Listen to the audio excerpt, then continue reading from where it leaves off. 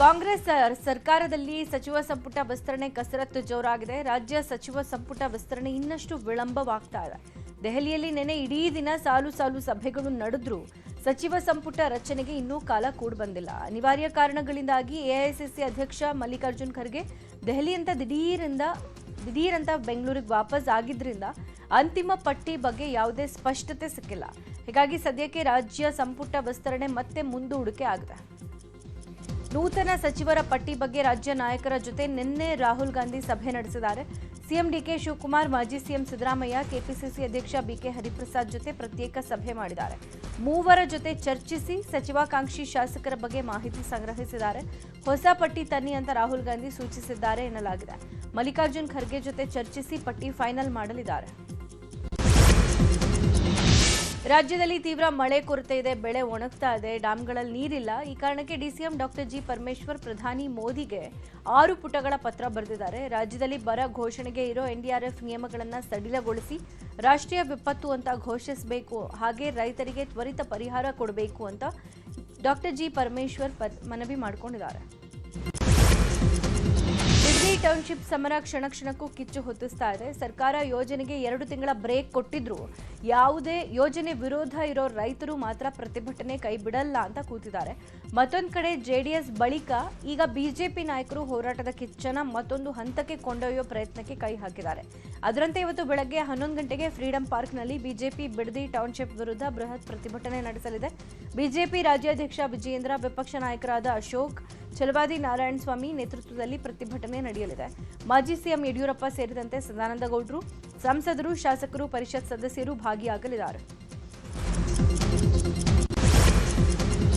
ಕರ್ನಾಟಕ ಚಲನಚಿತ್ರ ವಾಣಿಜ್ಯ ಮಂಡಳಿಗೆ 5 ಎಕರೆ ಜಾಗ ಕೊಡುವಂತೆ ರಾಜ್ಯ ಸರ್ಕಾರಕ್ಕೆ ಫಿಲ್ಮ್ ಚೇಂಬರ್ ಮನವಿ ಮಾಡಿದೆ. ಶತಮಾನೋತ್ಸವ ಭವನ ನಿರ್ಮಾಣದ ಉದ್ದೇಶಕ್ಕಾಗಿ ಜಾಗ ನೀಡುವಂತೆ ಬೇಡಿಕೆ ಇಡಲಾಗಿದೆ.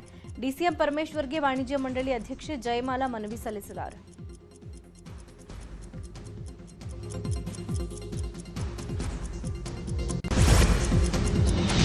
ಸುಪ್ರೀಂ ಕೋರ್ಟ್ನಲ್ಲಿ ಎಂಎಲ್ಸಿ ಪ್ರಾಣೇಶ್ಗೆ ಹಿನ್ನಡೆ ಆಗಿದೆ. ಎಂಎಲ್ಸಿ ಪ್ರಾಣೇಶ್ ಅವರ ಸದಸ್ಯತ್ವವನ್ನು ಸುಪ್ರೀಂ ಕೋರ್ಟ್ ರದ್ದುಗೊಳಿಸಿದೆ. 2021ರ ವಿಧಾನ ಪರಿಷತ್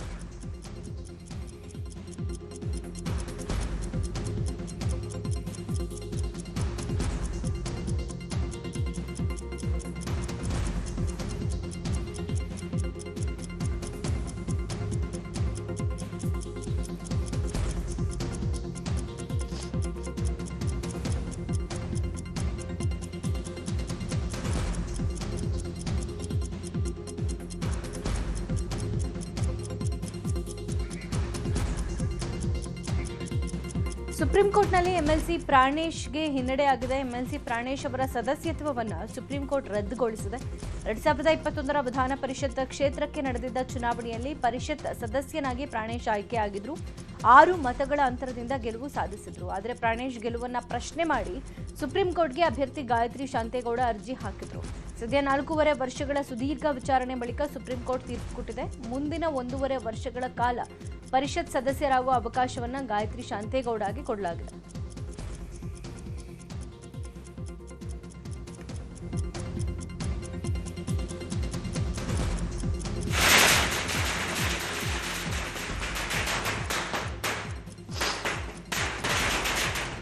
ಸುಪ್ರೀಂ ಕೋರ್ಟ್ನಲ್ಲಿ ಗಾಯತ್ರಿ ಶಾಂತೇಗೌಡ ಪರ ಆದೇಶ ಹಿನ್ನೆಲೆ ಗಾಯತ್ರಿ ಶಾಂತೇಗೌಡ ಮನೆ ಮುಂಭಾಗ ಕಾರ್ಯಕರ್ತರು ಸಂಭ್ರಮಾಚರಣೆ ಮಾಡಿದ್ದಾರೆ. ಪಟಾಕಿ ಸಿಡಿಸಿ ಸಿಹಿ ಹಂಚಿ ಸಂಭ್ರಮ ಆಚರಣೆ ಮಾಡಿದ್ದಾರೆ. ರಾಜ್ಯ ಸರ್ಕಾರದ ಹಿಂದುಳಿದ ವರ್ಗಗಳ ಆಯೋಗದ ಸಾಮಾಜಿಕ, ಶೈಕ್ಷಣಿಕ ಹಾಗೂ ಆರ್ಥಿಕ ಸಮೀಕ್ಷಾ ವರದಿಯನ್ನು ಸಂಪುಟದಲ್ಲಿ ಚರ್ಚೆ ಮಾಡುವಂತೆ ಎಂಎಲ್ಸಿ ಕೇಶವ ಪ್ರಸಾದ್ ಒತ್ತಾಯ ಮಾಡಿದ್ದಾರೆ. ದಕ್ಷಿಣ ಕನ್ನಡದ ಪುತ್ತೂರಿನಲ್ಲಿ ಮಾತನಾಡಿದ ಅವರು, ಸರ್ಕಾರ ವರದಿ ಸ್ವೀಕರಿಸಿದ ಬಳಿಕ ಅದನ್ನು ಅನುಷ್ಠಾನ ಮಾಡೋಕೆ ಸರ್ಕಾರ ಮೀನಾಮೇಷ ಎಣಿಸ್ತಾ ಇದೆ. ಸಿಎಂ ಡಿಕೆ ಶಿವಕುಮಾರ್ ಈ ವರದಿಯನ್ನ ಸಚಿವ ಸಂಪುಟದ ಸಭೆಯಲ್ಲಿ ಚರ್ಚೆ ಮಾಡಿ ಮುಂಬರುವ ಅಧಿವೇಶನದಲ್ಲಿ ಚರ್ಚೆಗೆ ಇಡಬೇಕು ಅಂತ ಆಗ್ರಹಿಸಿದ್ದಾರೆ.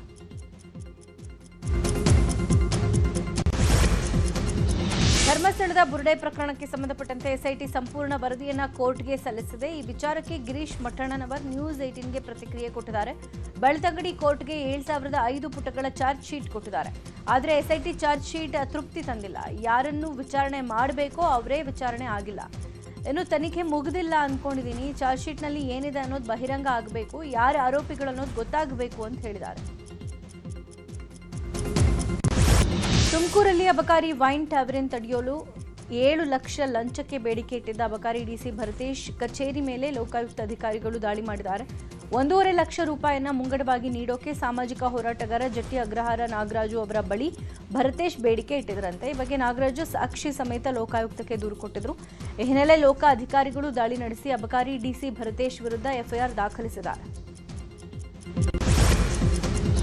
ಕೊಪ್ಪಳದಲ್ಲಿ ವರುಣದೇವ ಕೊನೆಗೂ ಕೃಪೆ ತೋರಿದ್ದಾನೆ. ಕೊಪ್ಪಳ ನಗರ ಹಾಗೂ ಕುಕನೂರು ತಾಲೂಕಿನ ಅಲ್ಲಲ್ಲಿ ಮಳೆಯಾಗಿದೆ. ಮಳೆಯ ಕೊರತೆಯಿಂದಾಗಿ ಕಂಗಾಲಾದ ಜನರಲ್ಲಿ ಆಶಾಭಾವನೆ ಮೂಡಿದೆ. ಮಳೆಗಾಗಿ ಪ್ರಾರ್ಥನೆ ಮಾಡ್ತಾ ಇದ್ದ ರೈತರಲ್ಲಿ ಈಗ ಸುರಿದ ಮಳೆಯಿಂದ ಸಂತಸ ಹೆಚ್ಚಾಗಿದೆ. ಮದ್ಯದ ಅಮಲಲ್ಲಿ ಕಾಲು ಜಾರಿ ಬಾವಿಗೆ ಬಿದ್ದ ಯುವಕನನ್ನ ರಕ್ಷಿಸಲಾಗಿದೆ. ಬೆಳಗಾವಿ ಜಿಲ್ಲೆಯ ಚಿಕ್ಕೋಡಿ ತಾಲೂಕಿನ ನಾಗರಮುನ್ನೋಳ್ಳಿ ಗ್ರಾಮದಲ್ಲಿ ಘಟನೆ ನಡೆದಿದೆ. ರಸ್ತೆ ಪಕ್ಕದಲ್ಲೇ ನೀರು ಇಲ್ಲದೇ ಇದ್ದ ಸುಮಾರು 80 ಅಡಿ ಬಾವಿಗೆ 24 ವರ್ಷದ ಶ್ರೀಧರ್ ಮರಾಯಿ ಎಣ್ಣೆ ಮತ್ತಲ್ಲಿ ಬಿದ್ದಿದ್ದ. ಬಾವಿಗೆ ಬೀಳ್ತಾ ಇದ್ದಂತೆ ಯುವಕ ಕೂಗಾಡಿದಾನೆ. ಇದನ್ನು ಕೇಳಿದ ಸ್ಥಳೀಯರು ಕೂಡಲೇ ಅಗ್ನಿಶಾಮಕ ಸಿಬ್ಬಂದಿ ಮಾಹಿತಿ ಕೊಟ್ಟಿದ್ದು, ಸ್ಥಳಕ್ಕೆ ಬಂದ ಸಿಬ್ಬಂದಿ ಕಾರ್ಯಾಚರಣೆ ನಡೆಸಿ ಯುವಕನನ್ನ ಹೊರಗೆ ತೆಗೆದಿದ್ದಾರೆ. ಚಾಮರಾಜನಗರ ಜಿಲ್ಲೆ ಗುಂಡ್ಲುಪೇಟೆ ತಾಲೂಕಿನ ಕಂದೆಗಾಲ ಹೊಸೂರು ಗ್ರಾಮದಲ್ಲಿ ಅಕ್ರಮವಾಗಿ ಸಂಗ್ರಹಿಸಿದ್ದ 30,000 ಮೌಲ್ಯದ ಪಡಿತರ ಅಕ್ಕಿಯನ್ನು ಪೊಲೀಸರು ವಶಪಡಿಸಿಕೊಂಡಿದ್ದಾರೆ. ಗ್ರಾಮದ ಹೊರವಲಯದಲ್ಲಿ ಪಡಿತರ ಅಕ್ಕಿಯನ್ನ ಅಕ್ರಮವಾಗಿ ಸಂಗ್ರಹಿಸಲಾಗ್ತಾ ಇದೆ ಅನ್ನೋ ಮಾಹಿತಿ ಮೇರೆಗೆ ಪೊಲೀಸರು ದಾಳಿ ನಡೆಸಿ ಪಡಿತರ ಅಕ್ಕಿ ವಶಪಡಿಸಿಕೊಂಡರು. ಉತ್ತರ ಕನ್ನಡ ಜಿಲ್ಲೆಯ ಅಂಕೋಲಾ ತಾಲೂಕಿನ ಹಟ್ಟಿಕೇರಿಯಲ್ಲಿ ಹೆಬ್ಬಾವು ಕಾಣಿಸಿಕೊಂಡಿತ್ತು. ದಾಮೋದರ್ ನಾಯಕ್ ಅನ್ನೋರ ಮನೆಯ ಕಾಂಪೌಂಡ್ ಒಳಗೆ ಹೆಬ್ಬಾವನ್ನ ನೋಡಿದ ಮನೆಯವರು ಕೂಡಲೇ ಉರಗ ರಕ್ಷಕ ಮಹೇಶ್ ನಾಯಕ್ಗೆ ತಿಳಿಸಿದ್ದಾರೆ. ಕೂಡಲೇ ಸ್ಥಳಕ್ಕೆ ಆಗಮಿಸಿದ ಮಹೇಶ್ ನಾಯಕ್ ಸುರಕ್ಷಿತವಾಗಿ ಹೆಬ್ಬಾವನ್ನ ಹಿಡಿದು ಕಾಡಿಗೆ ಬಿಟ್ಟಿದ್ದಾರೆ. ಮನೆಯವರು ನಿಟ್ಟುಸಿರು ಬಿಟ್ಟರು. ಕರ್ನಾಟಕ ರಾಜ್ಯ ರೈತ ಸಂಘ ಹಾಗೂ ಹಸಿರು ಸೇನೆ ಸಂಘಟನೆ ನೇತೃತ್ವದಲ್ಲಿ ಹುಬ್ಬಳ್ಳಿಯಲ್ಲಿ ರೈತ ಸಮಾವೇಶ ಆಯೋಜನೆ ಮಾಡಲಾಗಿತ್ತು. ಹುಬ್ಬಳ್ಳಿಯ ಸವಾಯಿ ಗಂಧರ್ವ ಸಭಾಂಗಣದಲ್ಲಿ ನಡೆದ ಸಮಾವೇಶಕ್ಕೆ ಹಸಿರು ಸೇನೆ ರಾಜ್ಯಾಧ್ಯಕ್ಷ ವಾಸುದೇವ್ ಮೇಟಿ ಚಾಲನೆ ಕೊಟ್ಟರು. ರೈತರ ಜ್ವಲಂತ ಸಮಸ್ಯೆಗಳ ಕುರಿತು ಸಮಾಲೋಚಿಸಲಾಗಿದೆ. ರಾಜ್ಯದ ವಿವಿಧ ಜಿಲ್ಲೆಗಳ ರೈತ ಪ್ರತಿನಿಧಿಗಳು ಸಮಾವೇಶದಲ್ಲಿ ಭಾಗಿಯಾಗಿದ್ದರು. ಅಮೃತ್ ಭಾರತ್ ಯೋಜನೆಯಡಿಯಲ್ಲಿ ನವೀಕರಣಗೊಂಡ ರಾಜ್ಯದ 4 ರೈಲ್ವೆ ನಿಲ್ದಾಣಗಳನ್ನು ಪ್ರಧಾನಿ ಮೋದಿ ಇವತ್ತು ಉದ್ಘಾಟನೆ ಮಾಡಲಿದ್ದಾರೆ. ಇದರಲ್ಲಿ ಕೊಪ್ಪಳ ರೈಲು ನಿಲ್ದಾಣವೂ ಇದೆ. ಪ್ರಧಾನಿ ನರೇಂದ್ರ ಮೋದಿ ವಿಡಿಯೋ ಕಾನ್ಫರೆನ್ಸ್ ಮೂಲಕ ಇವತ್ತು ಉದ್ಘಾಟನೆ ಮಾಡಲಿದ್ದಾರೆ. ಸ್ವತಂತ್ರ ಭಾರತಕ್ಕೆ 75 ವರ್ಷ ತುಂಬಿದ ನೆನಪಿಗಾಗಿ ಅಮೃತ ಭಾರತ ರೈಲು ಯೋಜನೆ ಜಾರಿ ಮಾಡಲಾಗಿತ್ತು. ಕೊಪ್ಪಳ ರೈಲು ನಿಲ್ದಾಣವನ್ನು 21.8 ಕೋಟಿ ವೆಚ್ಚದಲ್ಲಿ ನವೀಕರಣಗೊಳಿಸಲಾಗಿದೆ. ಅಮೆರಿಕದ ಕನ್ನಡಿಗರ ಅಕ್ಕ ಸಂಘ ಬೆಳ್ಳಿ ಹಬ್ಬದ ಸಂಭ್ರಮದಲ್ಲಿದೆ. ಈ ಪ್ರಯುಕ್ತ ಅಕ್ಕ ಕನ್ನಡ ಸಮ್ಮೇಳನದಲ್ಲಿ ಈ ಬಾರಿ ಚಲನಚಿತ್ರೋತ್ಸವವನ್ನು ಏರ್ಪಡಿಸಲಾಗಿದೆ. ಕನ್ನಡ ಚಲನಚಿತ್ರಗಳಿಗೆ ಜಾಗತಿಕ ವೇದಿಕೆ ಕಲ್ಪಿಸುವ ದೃಷ್ಟಿಯಿಂದ ಈ ಫಿಲ್ಮ್ ಫೆಸ್ಟಿವಲ್ ಆಯೋಜನೆ ಮಾಡಲಾಗಿದೆ. ಜನವರಿ 1, 2025ರಿಂದ ಡಿಸೆಂಬರ್ 31, 2025ರ ಒಳಗೆ ತಯಾರಾಗಿರುವಂತಹ ಚಿತ್ರಗಳು ಅಕ್ಕ ಸಿರಿಗನ್ನಡ ಚಲನಚಿತ್ರೋತ್ಸವಕ್ಕೆ ಆಯ್ಕೆಯಾಗುವುದಕ್ಕೆ ಅರ್ಹತೆ ಪಡಿತಾ ಇವೆ. ಇನ್ನು ಉತ್ಸವದ ಜವಾಬ್ದಾರಿಯನ್ನು ರಾಷ್ಟ್ರ ಪ್ರಶಸ್ತಿ ವಿಜೇತ ನಿರ್ದೇಶಕ ಪಿ ಶೇಷಾದ್ರಿ ವಹಿಸಿಕೊಂಡಿದ್ದಾರೆ. ಇವತ್ತಿನಿಂದ ಆಷಾಢ ಮಾಸದ ಮೊದಲ ಶುಕ್ರವಾರ ಶುರುವಾಗಿದೆ. ಮೈಸೂರಿನ ಚಾಮುಂಡೇಶ್ವರಿ ತಾಯಿಗೆ ಬೆಳಗ್ಗೆಯಿಂದಲೇ ವಿಶೇಷ ಪೂಜೆ ಪುನಸ್ಕಾರ ನಡೀತಾ ಇವೆ. ಬೆಳಗ್ಗೆಯಿಂದಲೇ ಸಾವಿರಾರು ಸಂಖ್ಯೆಯಲ್ಲಿ ಭಕ್ತರು ಚಾಮುಂಡಿ ಬೆಟ್ಟಕ್ಕೆ ಬಂದು ತಾಯಿಯ ದರ್ಶನ ಪಡೀತಾ ಇದ್ದಾರೆ. ಭಕ್ತರಿಗಾಗಿ ಕುಂಕುಮ ಪ್ರಸಾದ, ಅನ್ನದಾಸೋಹ ವ್ಯವಸ್ಥೆಯನ್ನು ಮಾಡಲಾಗಿದೆ. ಭಕ್ತರ ಸುಗಮ ದರ್ಶನಕ್ಕೆ ಜಿಲ್ಲಾಡಳಿತ ಎಲ್ಲಾ ರೀತಿಯಲ್ಲೂ ಸಿದ್ಧತೆ ಮಾಡಿಕೊಂಡಿದೆ. ಶುಕ್ರವಾರ, ಶನಿವಾರ ಹಾಗೂ ಭಾನುವಾರ ಹೆಚ್ಚಿನ ಸಂಖ್ಯೆಯಲ್ಲಿ ಭಕ್ತರು ಬರೋ ಕಾರಣಕ್ಕೆ ಖಾಸಗಿ ವಾಹನಗಳ ಪ್ರವೇಶಕ್ಕೆ ನಿಷೇಧ ಹೇರಲಾಗಿದೆ.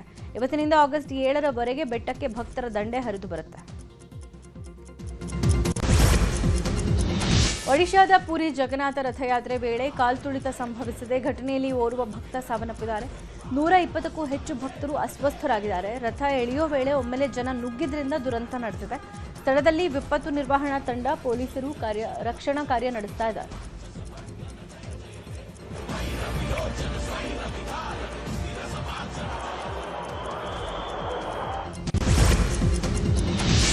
ಕೇಂದ್ರ ಸಚಿವ ಧರ್ಮೇಂದ್ರ ಪ್ರಧಾನ್ ರಾಜೀನಾಮೆಗೆ ಆಗ್ರಹಿಸಿ ದೆಹಲಿಯ ಜಂತರ್ ಮಂತರ್ನಲ್ಲಿ ಸೋನಂ ವಾಂಗ್ಚುಕ್ 19 ದಿನಗಳಿಂದ ಅನಿರ್ದಿಷ್ಟಾವಧಿ ಉಪವಾಸ ಸತ್ಯಾಗ್ರಹ ನಡೆಸ್ತಾ ಇದ್ದಾರೆ. ಸೋನಂ ವಾಂಗ್ಚುಕ್ ಅವರ ಆರೋಗ್ಯ ಮತ್ತಷ್ಟು ಕ್ಷೀಣಿಸಿದೆ. ಈ ಮಧ್ಯೆ ಪ್ರತಿದಿನ ಅವರ ಆರೋಗ್ಯ ಪರಿಶೀಲಿಸಬೇಕು ಮತ್ತು ಅಗತ್ಯವಿದ್ದಾಗ ತಕ್ಷಣ ವೈದ್ಯಕೀಯ ಚಿಕಿತ್ಸೆ ಒದಗಿಸಬೇಕು ಅಂತ ದೆಹಲಿ ಹೈಕೋರ್ಟ್ ಸೂಚಿಸಿದೆ. ಇನ್ನು ಸಮಾಜವಾದಿ ಪಕ್ಷದ ಸಂಸದೆ ಡಿಂಪಲ್ ಯಾದವ್ ಹಾಗೆ ದೆಹಲಿ ಮಾಜಿ ಸಿಎಂ ಕೇಜ್ರಿವಾಲ್ ಸೇರಿದಂತೆ ಹಲವು ಸೆಲೆಬ್ರಿಟಿಗಳು ಜಂತರ್ ಮಂತರ್ಗೆ ಆಗಮಿಸಿ ಸೋನಂ ಆರೋಗ್ಯ ವಿಚಾರಿಸಿದ್ದಾರೆ. ಹೋರಾಟಕ್ಕೆ ಬೆಂಬಲ ಕೊಟ್ಟಿದ್ದಾರೆ.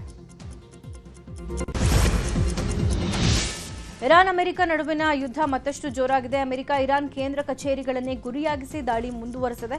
ಇರಾನ್ ರೈಲ್ವೆ ಸ್ಟೇಷನ್, ವಿಮಾನ ನಿಲ್ದಾಣ, ಸೇತುವೆಗಳು ಹಾಗೆ ಜನರು ಹೆಚ್ಚು ಓಡಾಡೋ ಸ್ಥಳಗಳನ್ನೇ ಗುರಿಯಾಗಿಸಿ ಕ್ಷಿಪಣಿ ದಾಳಿ ಮಾಡ್ತಾ ಇದೆ. ಇನ್ನು ಅಮೆರಿಕ ದಾಳಿಗೆ ಇರಾನ್ ಕೂಡ ಪ್ರತ್ಯುತ್ತರ ಕೊಡ್ತಾ ಇದೆ.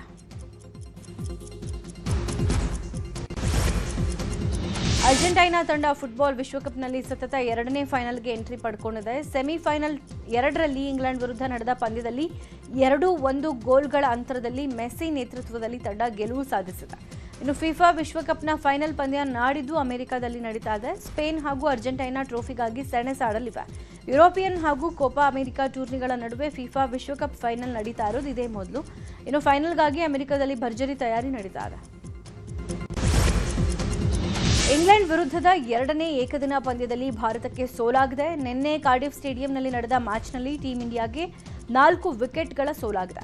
ಮೊದಲು ಬ್ಯಾಟ್ ಮಾಡಿದ ಭಾರತ 44 ಓವರ್ಗೆ 233 ರನ್ ಗಳಿಸಿ ಆಲ್ಔಟ್ ಆಯಿತು. ಗುರಿ ಬೆನ್ನತ್ತಿದ್ದ ಇಂಗ್ಲೆಂಡ್ 45ನೇ ಓವರ್ನಲ್ಲಿ ಗೆಲುವು ಸಾಧಿಸಿತು. 3 ಪಂದ್ಯಗಳ ಸರಣಿ 1-1ರಲ್ಲಿ ಸಮಬಲಗೊಂಡಿದೆ. ಪ್ರಭಾಸ್ ಅಭಿನಯದ ನಿರ್ದೇಶಕ ಅನುರಾಘವ ಪುಡಿ ನಿರ್ದೇಶನದ ಫೌಜಿಯ ಬಿಡುಗಡೆ ದಿನಾಂಕ ಅಧಿಕೃತವಾಗಿ ಘೋಷಣೆ ಆಗಿದೆ. ಚಿತ್ರತಂಡ ಆಕರ್ಷಕ ಪೋಸ್ಟರ್ ಅನ್ನು ಬಿಡುಗಡೆ ಮಾಡಿದೆ. ಚಿತ್ರ ಇದೇ ವರ್ಷ ಡಿಸೆಂಬರ್ 3ರಂದು ತೆರೆ ಕಾಣುತ್ತೆ ಅಂತ ಖಚಿತಪಡಿಸಿದೆ. ಪ್ರಭಾಸ್ ತಮ್ಮ ಸೋಷಿಯಲ್ ಮೀಡಿಯಾಗಳಲ್ಲಿ ಹಂಚಿಕೊಂಡಿರೋ ಪೋಸ್ಟರ್ ಚಿತ್ರದ ಇಂಟೆನ್ಸಿಟಿಯನ್ನ ಎತ್ತಿ ತೋರಿಸ್ತಾ ಇದೆ. ಇನ್ನು ರಕ್ತಸಿಕ್ತವಾದ ಉಡುಪಿನಲ್ಲಿ ಸುತ್ತಲೂ ಶವಗಳ ನಡುವೆ ಕಲ್ಲಿನ ಮೇಲೆ ಕುಳಿತು ಗನ್ ಹಿಡಿದಿರೋ ಪ್ರಭಾಸ್ ಲುಕ್ ಅಭಿಮಾನಿಗಳಲ್ಲಿ ರೋಮಾಂಚನ ಮೂಡಿಸಿದೆ. ಮಿನ್ನಲ್ ಮುರಳಿ ಖ್ಯಾತಿಯ ಬೇಸಿಲ್ ಜೋಸೆಫ್ ಅಲ್ಲು ಅರ್ಜುನ್ಗೆ ಆಕ್ಷನ್ ಕಟ್ ಹೇಳುವುದು ಕನ್ಫರ್ಮ್ ಆಗಿದೆ. ಬೇಸಿಲ್ ಜೋಸೆಫ್ ಐಕಾನ್ ಎಂಬ ಕ್ಯಾಪ್ನ ಫೋಟೋವನ್ನು ಹಂಚಿಕೊಂಡಿದ್ದಾರೆ. ಇದು ಸೋಷಿಯಲ್ ಮೀಡಿಯಾದಲ್ಲಿ ಸೆನ್ಸೇಷನ್ ಸೃಷ್ಟಿ ಮಾಡಿದೆ. ಅಲ್ಲುಗೆ ಬೇಸಿಲ್ ಜೋಸೆಫ್ 24ನೇ ಸಿನಿಮಾ ನಿರ್ದೇಶನ ಮಾಡಲಿದ್ದಾರೆ ಎನ್ನಲಾಗಿದೆ.